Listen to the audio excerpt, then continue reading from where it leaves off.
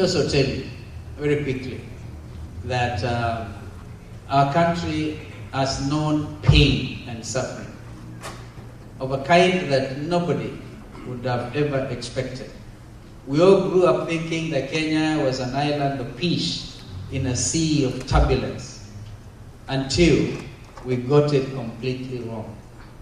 In fact, I remember a week after I was appointed vice president, President Barack Obama was running for election as president of the United States. And obviously was very concerned.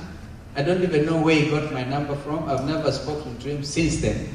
But he called me at midnight our time. And he said, Mr. Vice President, fix it.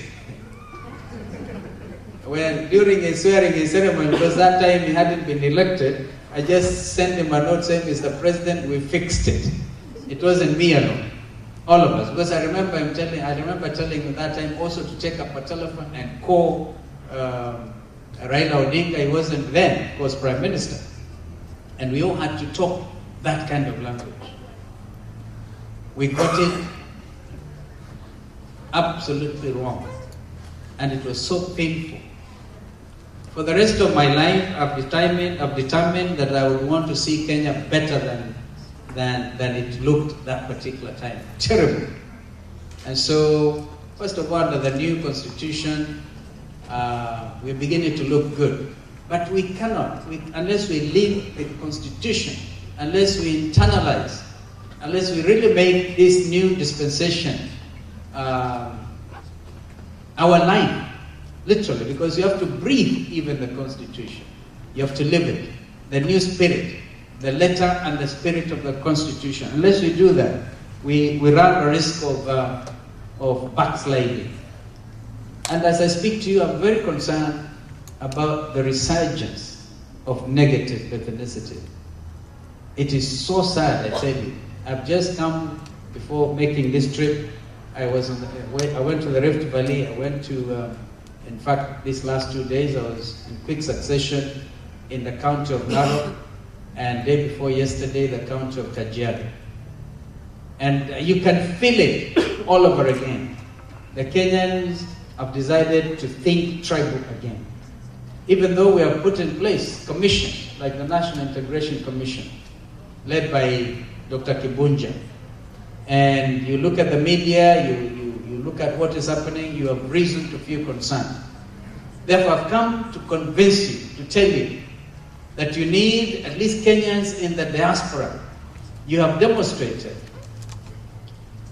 some amazing ability to stand together as Kenyans, and not as Kikuyus, Luos, Kambas, and Luyas. In fact, looking at you here, it's difficult to tell who is a Kamba, who is a Luo, who's Kikuyu. And therefore, I think you need to take a position as Kenyans in the diaspora. This is my message to you today.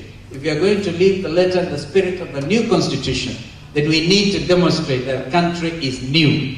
That the young Kenyans who are coming up now, wherever they are not going to look at themselves as tribal, as coming from different tribes and communities.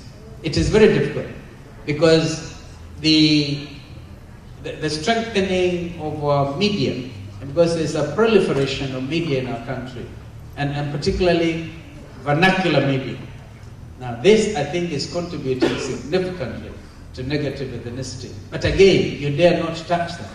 You go that route, then nobody is going to listen to you.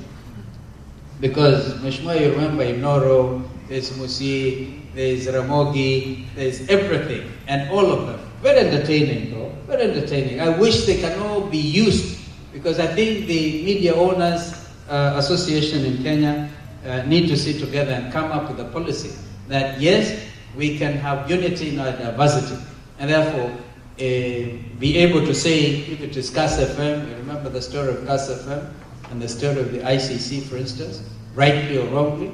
Yeah. So these are the challenges that I find in the recent past, that there's this resurgence of negative ethnicity in our country. We need to do something about it.